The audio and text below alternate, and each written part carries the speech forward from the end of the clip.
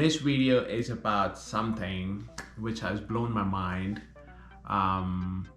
So many applications for the permanent residency were refused in 2021 from outside the country, but then Canadian immigration were allowing LMIA in the country. I know two of my very good friends moved to Canada on LMIA. Now, what is LMIA? Everyone has questions, and I'm sure everyone must have heard this term LMIA. What is LMIA? How can you get one? What are the factors involved?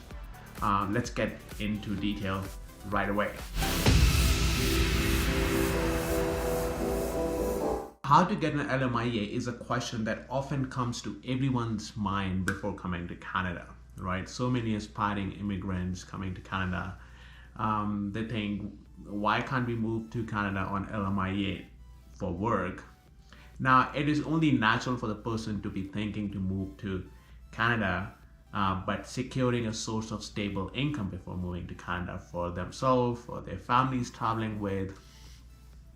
And yeah, it's important to have that stable income in a new country like Canada, right? We have to remember one thing, that Canada is the only country of 38 million compared to its vast size. It has very stable economy and can generate only a certain number of jobs for the people inside the country. However, there are still demands in businesses where positions are often not filled, or they're not filled due to lack of skilled workers or resources. Job openings are very dependent on communities and their business performances. In these circumstances, employers decide to hire candidates beyond the Canadian borders. A LMIA is a prerequisite before a job offer is made. Let us look at the following points and know better. Now, what is it? What is LMIA? Before we even discuss how to get an LMIA approved job offer, we should have basic understanding of what LMIA application involves. According to IRCC, a LMIA is known as Labor Market Impact Assessment. And it is a document that an employer in Canada may need to provide before hiring a foreign worker. Now, how is the process?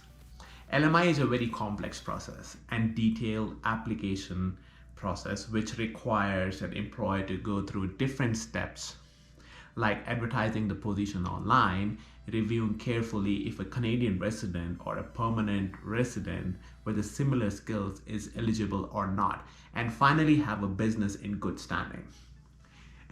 There are other requirements as well. A positive LMIA facilitates addressing the labor shortage in the country for the employer. Now, what after getting an LMIA?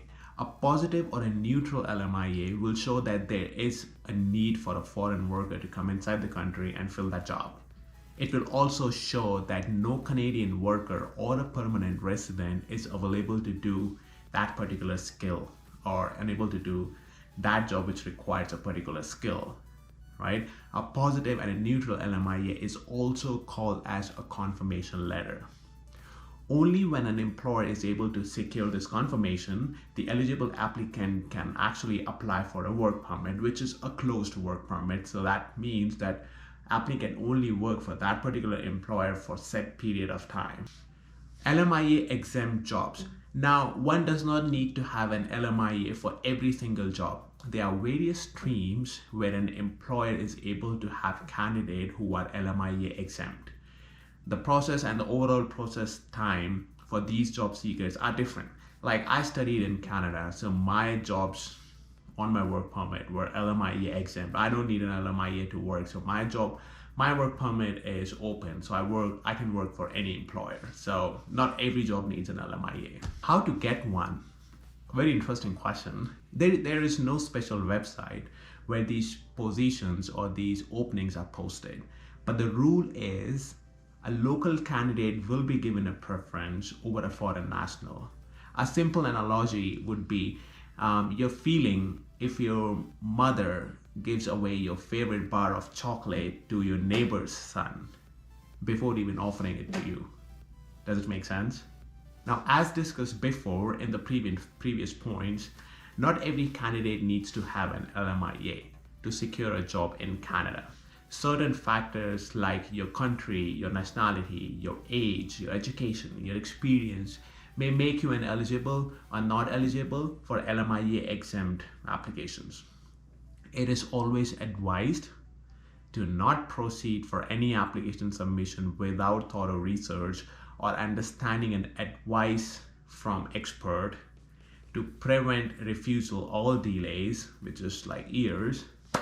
And it is recommended to refer IRCC website for all the latest updates, information with regards to LMIA application, work permits, documents, temporary resident work permits, etc. and etc.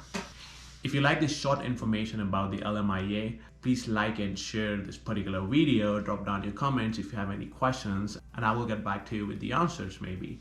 Have a good one, guys, and don't forget to subscribe this channel.